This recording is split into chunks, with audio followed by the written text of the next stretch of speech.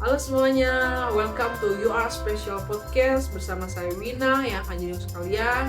Kenapa You Are Special? Karena kita diciptakan menurut gambar dan rupa Allah yang menyebabkan kita spesial, yang kita juga memiliki panggilan khusus ketika kita lahir di dunia ini. Dan saya harap video dari podcast ini bisa memberkati kita semua dan menginspirasi kita. Jangan lupa untuk like, subscribe, komen, dan share supaya semakin banyak orang diberkati.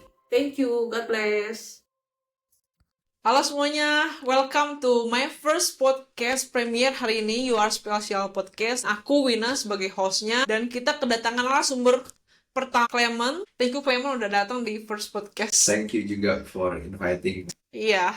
Oke, kita mau langsung denger nih dari Clement apa-apa aja pengalamannya yang pasti luar biasa, karena tema kita kali ini yang pertama ini tentang live with purpose. Jadi kita mau denger kisah hidupnya Clement seperti apa, pengalamannya dia, dan bagaimana dia sudah menjadi dampak di dalam generasi ini. Oke, Man, mungkin kamu bisa memperkenalkan diri, mungkin nama kamu, usia, dan apa sih yang kamu lakukan? Oke, nama saya Clement, 33 tahun. Saya bekerja sebagai arsitek dan tinggal di Bandung. Ya, kebetulan aku sama Clement udah kenal cukup lama ya, kita udah pelayanannya 10 tahun ya. 15 ya, 2000. Iya, jadi aku kenal Clement itu waktu Clement masih unyu-unyu, waktu masih kuliah arsitek, dan sekarang dia udah benar-benar jadi sukses banget bisnisnya. Aku lihat hidupnya dia dari yang masih kuliah sampai sekarang itu anugerah Tuhan banget sih. Maksudnya aku ngundang dia sekarang itu aku juga pengen belajar dari kisah hidup dia. Jadi sekarang kesehariannya. Oke, sebenarnya seharian saya kerja sebagai arsitek. Saya punya kantor di Bandung, Kurung. Ya sehari-hari ketemu klien, dan survei project keluar kota. Ya puji Tuhan sekarang kita ada beberapa proyek di luar kota. Sambil jalan-jalan, sambil kerja. Ya, it's fun. Wow, Ya, luar biasa banget. Banyak banget ya proyek-proyeknya sekarang ya. lumayan puji Tuhan. Sekarang lagi ngerjain proyek apa aja? Kebanyakan kita tuh residensial. Dari residensial ada juga resort, hotel, developer project, yang macam-macam sih jenisnya. Pengen denger nih, karena kita kan yang nonton ini tujuannya banyaknya untuk anak-anak muda, terutama Gen Z, dan untuk anak-anak kuliah. Nih, waktu dulu Clement kuliah ngambil jurusan arsitek ya, Iya, di mana? di Unpar. Di Unpar ya. Itu memang Clement pengen kuliah arsitek atau karena disuruh atau? Oke, jadi waktu SMA sebenarnya agak ragu. Saya tuh dulu mau ambil IT, bisnis, atau arsitek. Nah, waktu mau ambil arsitek tuh saya tahu saya suka arsitek, tapi saya tahu tugas arsitek. Jadi saya cukup males, jadi saya coret arsitek. Nah, tapi satu hari kedengarannya klise, tapi ini alasan kenapa saya ambil arsitek. Jadi waktu dulu banyak tuh pilihan-pilihan kampus, harus ambil tes. Terus saya satu malam doa, nah, terus malam itu tuh dapat impression. Jadi waktu kecil tuh saya suka main Lego, tapi orang bikin Lego kan bikin robot. Ya. Tapi saya tuh main Lego dibikin rumah bareng adik saya. Nah, karena impression malam itu kayaknya, oh Tuhan kayaknya ngomong deh sama saya untuk arsitek. Jadi tiba-tiba firm banget saya ambil arsitek. Singkat sekarang ternyata saya bikin rumah bareng adik saya. Wow. Dia sipil, jadi waktu flashback, sekian puluh atau sekian belas tahun yang lalu dapat impression, dan sekarang kok bisa ya kerja bareng. Awalnya gitu, Kak. Iya, tapi selama kuliah berarti enjoy ya, menikmati kuliah arsitek. Ada enjoy-nya, ada enggaknya. Sebenarnya saya nggak bisa gambar. Jadi waktu masuk arsitek, salah satu yang saya takut, saya nggak bisa gambar. Bisa nggak ya survive di arsitek? Tapi ya bisa dilewati, ada fun-nya, ada enggaknya, tapi lulus juga, lolos. Untuk seseorang masuk arsitek nggak harus bisa gambar berarti ya? Nggak. Atau harus? Itu penunjang menurut saya. Minimal ya dikit-dikit bisa lah. Karena kalau terlalu gak bisa gambar, lumayan ya stres. Karena beberapa nilai kan dinilainya dari gambar. Kuliah selain belajar arsitek, ikut kegiatan atau ngapain aja selama kuliah? waktu kuliah sebenarnya saya aktifnya tuh justru bukan. Jadi waktu itu saya mulai ngerintis bisnis, tapi gak ada hubungannya dengan arsitek. Dulu senang-senang kayak buat aparel olahraga. Lebih senang kerja apa ya di luar gitu daripada ikutan program arsitek, kan lumayan nambah-nambah duit jajan. Ya aktifnya aktif yang di luar sih, bukan di kuliahan. Tantangan yang paling sulit atau struggle yang dirasakan selama kuliah? Yang paling besar ini, saya waktu SMA tuh selalu tiga besar lah, Oh. atau lima besar ya. Pokoknya rankingnya ranking bagus. Dan waktu SMA tuh kayaknya saya selalu dianggap anak yang cukup pintar karena nilainya bagus, rankingnya bagus. Nah, waktu masuk kuliah semester 1, semester 2 tuh mulai banyak gambar segala macam. Nah, itu the first time in my life kayak saya ngerasa, oh saya ternyata gak pintar-pintar banget gitu. Jadi karena waktu SMA tuh benar-benar apa ya, semua materi saya bisa nangkap, nguasain, kayaknya gak struggle gitu. Tapi waktu kuliah tuh karena gambarnya gak bisa, terus banyak anak-anak pintar juga di kuliahan. Jadi kok saya malah eh, cuman rata-rata, bahkan ada beberapa yang di bawah rata-rata. Itu sih struggle terbesar, kayak mulai lihat self identity-nya, oh ternyata saya gak pinter, jadi mulai gak sepercaya diri waktu SMA. Tapi ya itu 1-2 semester lah gitunya. Ya, tapi setelah itu udah mulai menikmati ya. Bisa figure out. Saya dealing, saya gak bisa gambar, tapi saya punya kelebihannya. Kalau peran orang tua sendiri, papa mama dalam kamu kuliah, mereka sangat support. Sangat support. Mama papa tuh gak pernah maksa saya untuk ambil jurusan apa, dan ya mereka selalu support dari biaya, dari yang lain-lainnya. At least saya gak terlalu berpikir banyak hal selain belajar sih waktu kuliah. Mungkin untuk teman-teman yang dengar atau nonton podcast ini, yang juga ya mungkin yang belum bisa kuliah ya, atau mungkin mereka juga nggak terlalu semangat kuliah. Ngapain sih kuliah kan? Kayaknya kuliah dapat gelar, kayaknya sama-sama aja deh, di luar susah dapat pekerjaan. Apa sih yang memotivasi kalian untuk kayak, oke aku harus kuliah? Teman-teman bisa memotivasi teman-teman, aku harus kuliah meskipun ada tantangan mungkin dalam finansial, seperti kalian tadi gak bisa gambar, seperti itu ya. Apa sih yang memotivasi kamu untuk aku harus kuliah? Oke, terus terang waktu saya pertama kuliah tuh saya gak punya kesadaran bahwa saya harus kuliah karena A, B, C. Tapi ya karena semua teman-teman kuliah, habis SMA ke kuliah, dibiayain orang tua, ya emang kuliah. Tapi kalau sekarang tanya peran kuliah, menurut saya paling paling besar adalah kita latihan untuk memecahkan sebuah masalah. Kalau dilihat dari SD, SMP, SMA, fisika, aljabar gak guna, terus pelajaran menghafal gak guna, kesannya gak guna. Tapi sebenarnya menurut saya rangkaian pendidik menstimulus otak kita, dan kita tuh dibiasakan untuk bisa problem solve. Nah, tentunya kuliah punya masalah yang lebih tinggi lagi dan lebih spesifik, dan di sana kita dilatih proses berpikir. Meskipun kadang-kadang waktu kuliah diajarin sejarah arsitektur, kalau sekarang mungkin gak relate secara langsung kerja kepakainya di mana, tapi lewat proses berpikir itu kita lebih punya satu sense untuk memecahkan masalah. Jadi buat teman-teman, kalau emang kalian punya kesempatan untuk kuliah, saya yakin banyak sekali yang bisa dipelajari dari berkuliah itu. Iya. Jadi setelah selesai kuliah nih, sudah gitu kan udah lulus, kerja, apakah itu langsung dapat pekerjaan sekarang ini atau ada proses untuk dapat pekerjaan? Jadi lucunya waktu saya lulus kuliah arsitek, saya tuh gak kerja arsitek karena waktu itu saya udah merintis sebuah usaha baju olahraga, dan waktu saya hitung-hitung tuh kalau saya kerja ke orang lain, saya digaji sekian.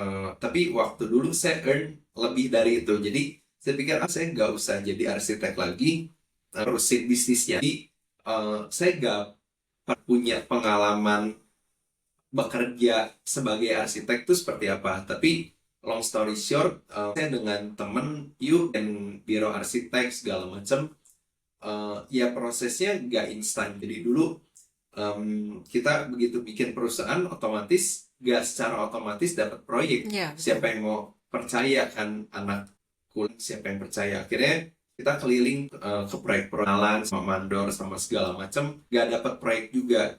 Tapi ada yang percayain. Saya ingat proyek pertama saya tuh bikin cermin di kamar mandi. Jadi start small aja. Maksudnya ada orang yang masa udah kuliah S1 arsitek suruh ngedesain cermin kamar mandi itu. Cuman waktu itu yang tak dipercayakan itu ya udah aja jalanin aja.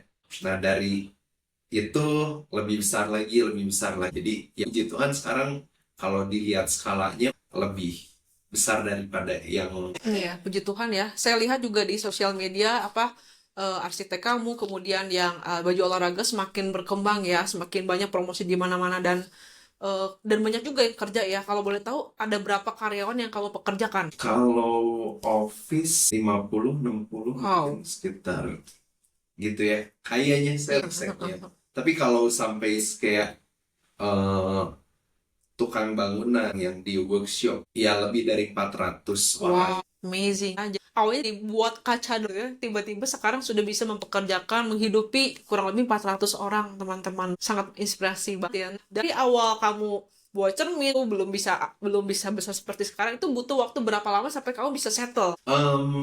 Nah, settle-nya tuh sebenarnya definisi settle juga subjektif ya. Jadi, saya mulai 2015 sampai 2019 semua suffer dari proyek duit sistem kantornya itu 4 tahun pertama suffer, tapi di tahun kelima bisa balance lah kita capeknya segimana, earningnya segimana mulai balance. Nah, tapi setelah itu kita capeknya earningnya kayaknya lebih dari capeknya. Jadi bahkan sampai sekarang pun yang settle nggak juga karena ya kita grow terus dan challenge-nya tuh baru lagi.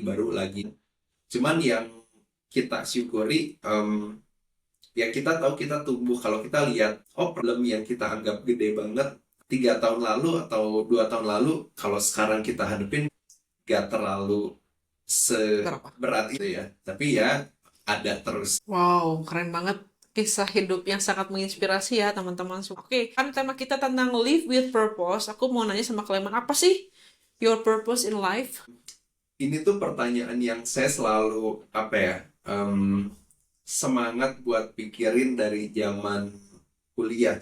Ya kalau klisenya kan semua orang selalu tujuan hidupnya memuliakan Tuhan, tapi ya konkretnya kalau saya lebih ke saya mau jadi impact di bisnis pilers. Saya pengen jadi orang yang apa ya di pilers bisnis itu orang yang inspiring dan orang bisa lihat Tuhan lewat apa yang kita kerjakan. Jadi menginspirasi orangnya untuk Tuhan dimuliakan dalam kehidupan kita ya.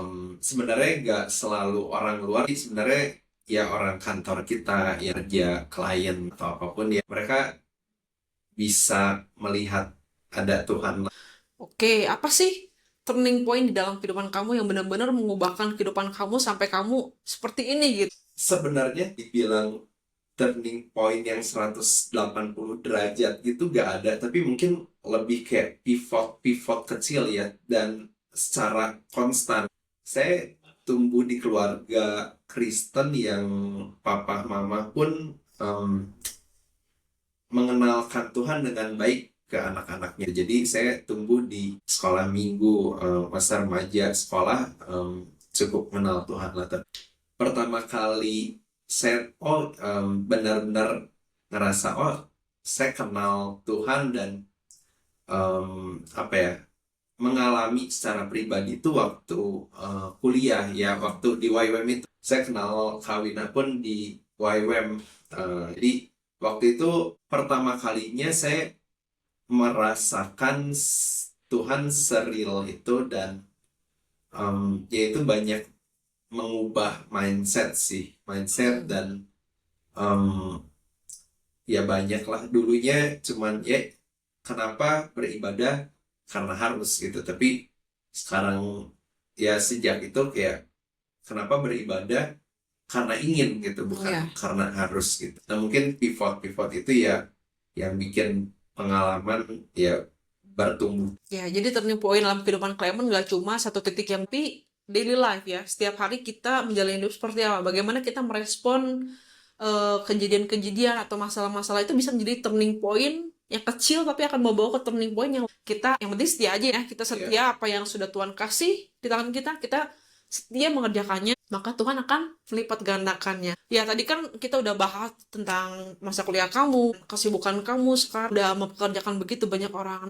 Apa sih istilahnya gambaran kamu ke depan, mungkin like 10 tahun ke depan kamu tuh visi kamu mau seperti apa? Oh, saya mau lihat semakin banyak orang bekerja atau semakin banyak saya bisa memberikan dampak bagi banyak orang. Ada nggak seperti gambaran ke depan kamu seperti apa? Saya percaya maksudnya Indonesia tuh bisa jadi negara yang lebih baik, negara yang lebih maju, dan mungkin banyak orang yang percaya, tapi waktu kita percaya, kita turun ke marketplace dan lihat orang Indonesia, kita pesimis sendiri gitu. Lihat sosial media, orang-orang bisa maki-maki apa, kok orang Indonesia begini banget gitu. Jadi saya punya satu visi tentang mengubah Indonesia melalui tukang tukang bangunan, tukang mebel.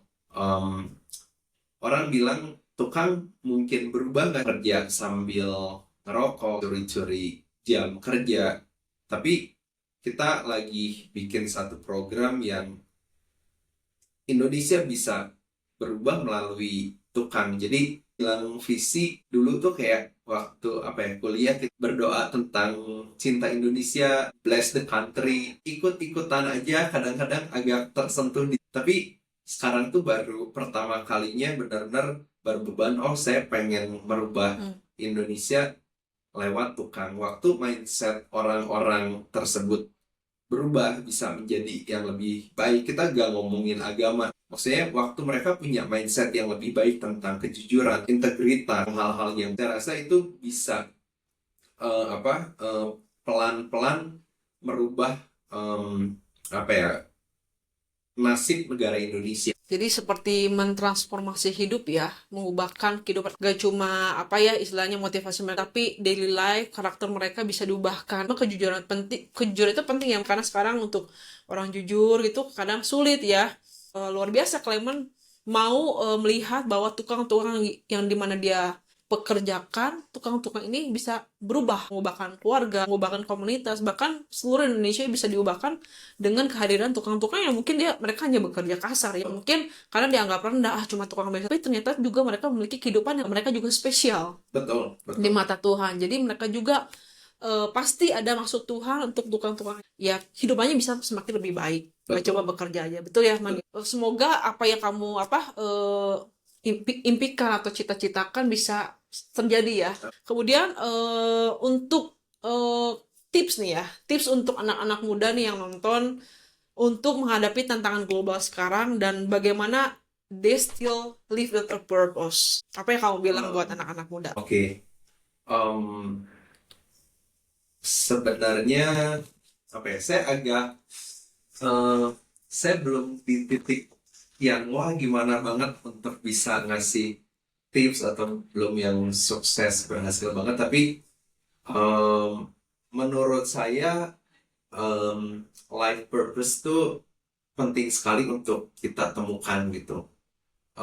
Banyak anak muda sebenarnya yang apa ya udah ikutan gini aja gitu aja karena gak tahu goalnya mau kemana gitu. Saya ingat waktu pertama kali kenapa saya ngejar terus kayak 4 tahun tapi terus-terusan dijalanin karena ada purpose-nya. Menurut saya yang pertama adalah kita harus tahu secara spesifik purpose kita tuh apa, bukan kayak cuman memuliakan Tuhan. Ya betul, saya yakin Tuhan bisa kasih kita more specific reason atau way untuk lewat apa, dan itu tuh kayak bukan saya nggak tahu orang-orang gimana, tapi kalau saya bukan kayak satu hari untuk 20 tahun mendatang, tapi kayak dapat visi ini nanti dihidupi lagi. Jadi waktu kita dapat purpose-nya. Saya rasa it makes us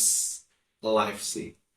Apalagi buat anak-anak muda gitu kan. Ya, jadi intinya bagaimana supaya kehidupan kita more excited. Kita nggak cuma lahir ke dunia, kita cuma kerja doang, nikah, anak, that cycle. Setiap kita itu tadi, kita spesial. Karena Tuhan punya satu rencana yang khusus buat setiap kita. Nah, itu yang harus kita gali. Kita harus tanya pada Tuhan Sang Pencipta, apa sih specific calling gitu ya, panggilan Iya. khusus buat kita itu. Karena kalau kita belum ketemu itu, kehidupan kita akan putar-putar di situ aja. Iya, Yang betul. mungkin ke bawah arus juga gitu. Bagaimana kita bisa dapat purpose? Kita tanya sama Tuhan, Tuhan apa sih purpose Tuhan dalam kehidupan kita? Karena beda. Saya mungkin nggak bisa gambar seperti Clement, arsitek. Ada orang yang ngajar, ada orang yang mungkin jadi dokter, kuliah di tempat kita masing-masing, universitas yang berbeda, tapi itu siapa tahu itu purpose-nya. Iya. Tuhan pasti sudah menitipkan sesuatu, karena kita lahir ke dunia itu nggak cuma dengan tangan kosong. Iya. Tuhan sudah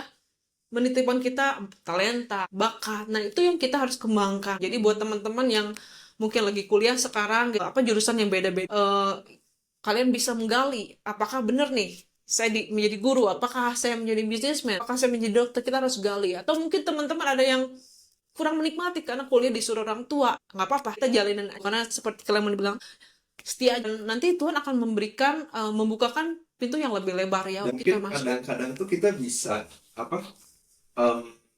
jalan mulai. Kadang-kadang saya suka lihat orang-orang, oh saya belum dapat purpose-nya dari Tuhan nih, jadi ya nunggu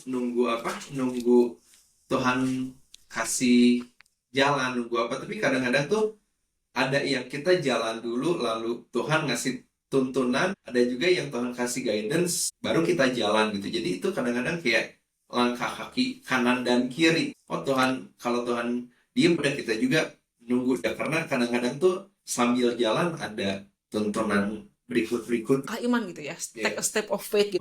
Yeah, it's a privilege when we are surrounded by the right people gitu. Jadi Ya, jadi kita harus dikelilingi oleh teman-teman yang bukan toksik ya pastinya, teman-teman yang sangat support kita, maupun kita lagi sulit ya, maupun kita lagi lagi kita baik juga, mereka selalu hadir buat kita gitu. Jadi know your friends, your true friends. Clement tadi bilang kan, Clement sekarang sudah punya perusahaan yang cukup besar ya sekarang, dan akan terus membangun ke depannya. Boleh tahu apa sih keunikan perusahaan kamu dibandingkan perusahaan yang, karena banyak kan perusahaan arsitek yang konsultannya. Apa sih yang membedakan ini perusahaan kamu ini? kita punya tagline living in quality. Yang bikin unik, kita fokusnya bukan create good building, tapi kita fokus ke kualitas hidup manusia, dan kita coba juga bangun culture yang baik dalam perusahaan. Di waktu people hire kita, ya they automatically contribute to the community juga gitu. Oke, ya kita sama-sama berharap ya, dan berdoa juga supaya perusahaan kamu terus dipakai Tuhan untuk semakin memberkati banyak orang di luar sana. Oke, the last but not least, satu kalimat yang kamu mau kasih encouragement buat teman-teman yang lagi nonton. Find your life purpose because it will make you alive. Oke, Clement, thank you so much Thank you buat juga, Kak. sharing-sharingnya malam hari ini. Aku juga sangat diberkati, dan sukses terus buat kamu ke depannya, dan apapun yang kamu perbuat dari itu memuliakan Tuhan. Thank you, Mas. Sukses juga podcast. And see you guys. God bless you.